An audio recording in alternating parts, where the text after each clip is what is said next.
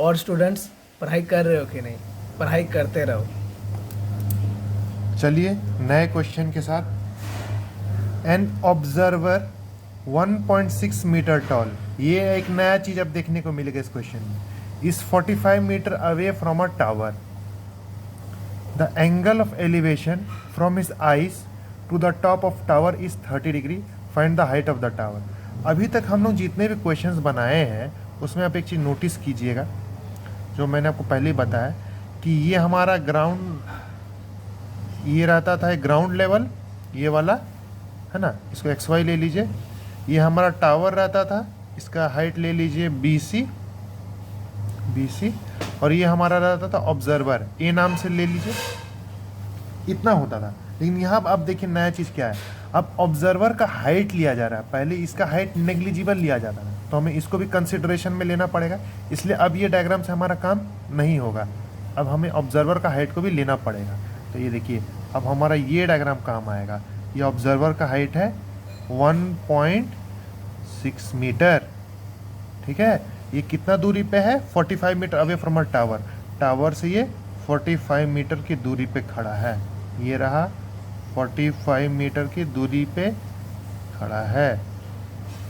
The angle of elevation from his eyes to the top of tower is 30 degree. From his eyes यानी ऊपर से, ठीक है, वरना हम लोग डायरेक्ट यहाँ से बना देते थे।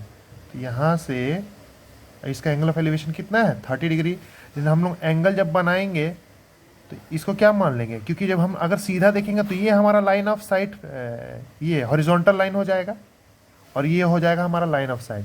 इसलिए एंगल ऑफ 30 डिग्री ये रहेगा, क्योंकि जब हम यहाँ से सीधा देखेंगे तो ये लाइन बनेगा, और जब यहाँ से ऊपर देखेंगे तो ये लाइन बनेगा। इसलिए यहाँ से एंगल ऑफ 30 डिग्री हमारा बनेगा। ए बी, इसका हाइट ले लेते हैं ऑब्जर्वर का, ये टावर का हाइट ले लेते हैं सी डी। तो आप एक चीज़ नोटिस करिएगा, जब आप इस ट्रायंगल का हाइट निकालेंगे तो आपको बस इतना हाइट मिलेगा, है ना, क्योंकि राइट एंगल ट्रायंगल तो बस इतना है। बी, इसका नाम दे देते हैं बी ई डी है, और इतना हाइट तो नहीं निकलेगा। तो हमें टावर का हाइट के लिए ये हाइट प्लस ये हाइट को ऐड करना होगा, जो कि इस हाइट के बराबर है। समझ गए ना क्यों? क्योंकि ये क्या बन गया, एक रेक्टेंगल बन गया। ये साइड इसके बराबर और ये साइड इसके बराबर है। इजी। तो चलिए सॉल्व कर लेते हैं। Since A C E B is a rectangle, है ना, therefore A B equals to E C equals to 1.6 metre and A C equals to E B equals to 45 metre. इतना हो गया। तो अब in triangle B E D क्या क्या चीज़ है हमारे पास? 30 डिग्री है, हमें ये हाइट निकालना है और बेस दिया हुआ है। तो tan, देख रहे होंगे कि आप tan का सबसे ज़्यादा यूज़ होता है इसमें। tan 30 equals to E D perpendicular, अब बाई बेस हुआ बी ई। इतना ठीक है। tan 30 का वैल्यू अब तक तो आपको याद ही हो गया होगा, 1/√3। ई डी हमें निकालना है, और बी ई का वैल्यू ये देखिए 45। यहाँ से इसको इधर ले जाएंगे तो हमें मिलेगा 45/√3। रैशनलाइज कर दीजिए, 315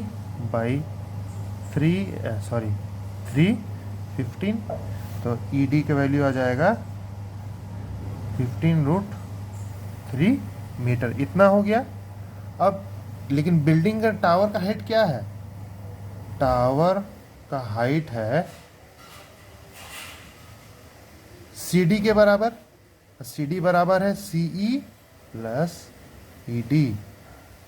सी ई बराबर है ए बी का 1.6, और सी ई डी जो हमें अभी मिला 15√3 मीटर। इन दोनों को ऐड करने से हमारा आंसर आ जाएगा, है ना, 1.6 प्लस 15 इंटू 1.732। इसको सॉल्व कर लीजिए, आंसर आ जाएगा। इसका वैल्यू आ गया 27.58। ये हमारा total height C D of the tower. तो तो बस ये एक चीज़ नया था इसमें। ये एक बहुत ही पॉपुलर क्वेश्चन है, देखते हैं। The angle of elevation of an aeroplane from a point on the ground is 45 degree. Ground से एक प्लेन को देखा जा रहा है तो उसका एंगल ऑफ एलिवेशन है 45 degree. After flying for 15 seconds it changes to 30 degree. तो 15 सेकेंड तक वो ऑब्जर्वर उस प्लेन को देख रहा है और उसका एलिवेशन कैसे चेंज हो गया, 45 से 30 डिग्री हो गया। If it is flying at a height of 2500 metre find it speed. एक बहुत ही बेसिक चीज़ आपको बताना चाहता हूँ। ये सपोज कीजिए ये है हमारा स्ट्रेट एंगल 180 डिग्री, ये है 90 डिग्री। अब 90 डिग्री से जैसे जैसे कम होंगे, ये हो गया 45 डिग्री है ना, 90 और 0 के बीच में, और ये हो गया अप्रॉक्स 30 डिग्री। तो अब क्या नोटिस कर रहे हैं, जैसे जैसे एंगल छोटा हो रहा है हमारा, ये नीचे की तरफ आ रहा है ना। अभी आपको देखिए कैसे समझाता हूँ मैं। ये है ग्राउंड लेवल है हमारा, है ना। इस पॉइंट से कोई ऑब्जर्वर खड़ा है, ऑब्वियसली अभी इतना हाइट पे है तो ऑब्जर्वर का हाइट नहीं दिया गया तो हमें लेना भी नहीं है। तो इतने हाइट पे एरोप्लेन है 45 डिग्री के एंगल पे। तो 45 डिग्री के एंगल पे इतने हाइट पे एक एरोप्लेन है। तो एक एरोप्लेन है समझिए, है ना, ऐसा समझ लीजिए। ये है ये, ठीक है, ये है 45 डिग्री। अब ये 15 सेकेंड्स तक फ्लाई हो रहा है। तो 15 सेकेंड्स तक फ्लाई होते होते समझ लीजिए कि वो इस पोजीशन पे आ गया, है ना। तो इस पोजीशन पे वो आ गया। तो एंगल ऑफ एलिवेशन, अब आप सोच रहे होंगे मैंने इसको इधर क्यों नहीं बनाया। अगर मैंने इसको इधर बनाया होता, देखिए क्या होता, एंगल और बढ़ गया होता इस केस में, है ना। ये एंगल और बढ़ गया होता, ना कि और कम हो रहा होता। तो बढ़ाने के लिए वो हमसे दूर जाएगा, तभी वो 45 से 30 बनेगा, वरना वो करीब आएगा तो हमारा तो एंगल बढ़ते रहेगा और आते आते एक समय टॉप पे आ जाएगा तो 90 डिग्री हो जाएगा। इसीलिए वो दूर जा रहा है, ये आपको क्वेश्चन से ही समझना पड़ेगा। तो चलिए, ये जो एंगल है ये है ये है 30 डिग्री, ये है 30 डिग्री, है ना।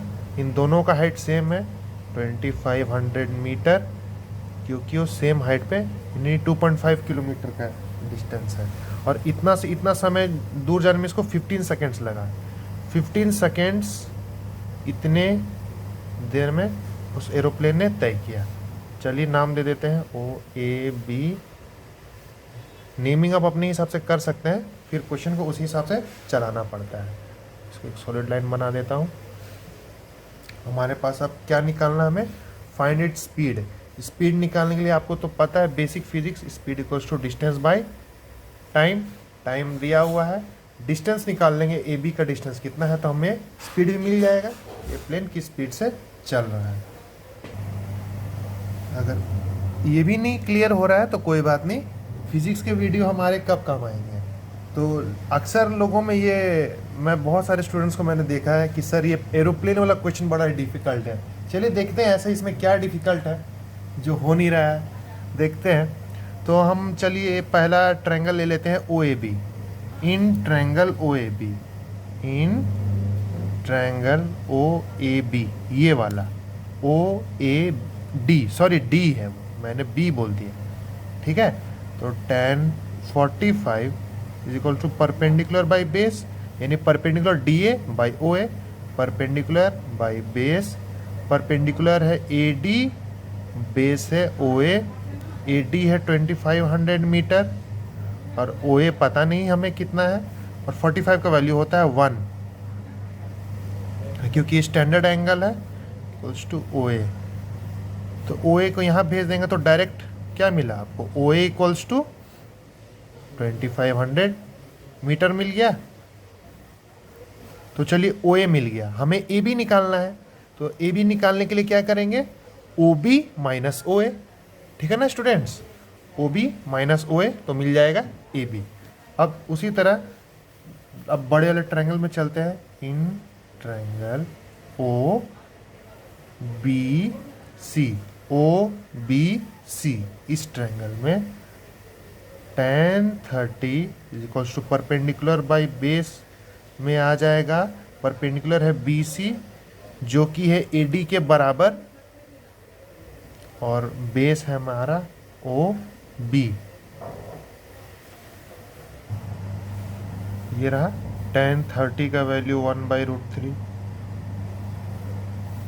बी सी बराबर है 2500 मीटर,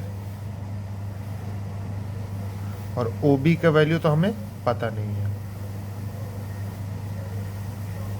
तो O B is equals to, ये ओ बी यहाँ आ जाएगा और ये यहाँ पे आ जाएगा 2500√3 मीटर, है ना। ये इक्वेशन 2 ले लीजिए और इसे इक्वेशन 1 ले लीजिए। हमें डिस्टेंस क्या चाहिए, ए बी हमें चाहिए, है ना। ए बी इक्वल्स टू क्या हो जाएगा, ओ बी माइनस ओ ए, देख सकते हैं आप, ओ बी माइनस ओ ए, तो ये बचेगा। ओ बी क्या है देखिए, ये है 2500√3 माइनस ओ ए 2500 मीटर। तो ए बी के लिए 2500 देखिए कॉमन है, 2500 दोनों में कॉमन है, √3 माइनस 1 मीटर। 2500√3 का वैल्यू 1.732 माइनस 1, ये हो जाएगा 2500 इंटू 0.732, तो ए बी का वैल्यू आ जाएगा। अब इन दोनों को मल्टीप्लाई करके ए बी का वैल्यू इतना आ गया। लेकिन हमें इतना नहीं निकालना है, हमें निकालना है फाइंड इट स्पीड। तो स्पीड का formula distance by time, distance निकल गया 1830 मीटर और टाइम था 15 सेकेंड्स। 15 सेकेंड्स इन दोनों को डिवाइड करने से हमारा आंसर आ जाएगा। इतना आंसर आ गया मीटर पर सेकेंड में। किलोमीटर पर सेकेंड में अगर निकालना है तो 122 है, मीटर है तो किलोमीटर में कन्वर्ट करने के लिए 1000 से डिवाइड, और सेकेंड को इसमें कन्वर्ट करने के लिए 60 इंटू 60 किलोमीटर पर आवर। इसमें आप सॉल्व करेंगे तो आपको आ जाएगा 439.2 किलोमीटर पर आवर। ये रहा हमारा फाइनल आंसर। इसे भी आप आंसर कह सकते हैं, यूनिट का चेंज। Thank you.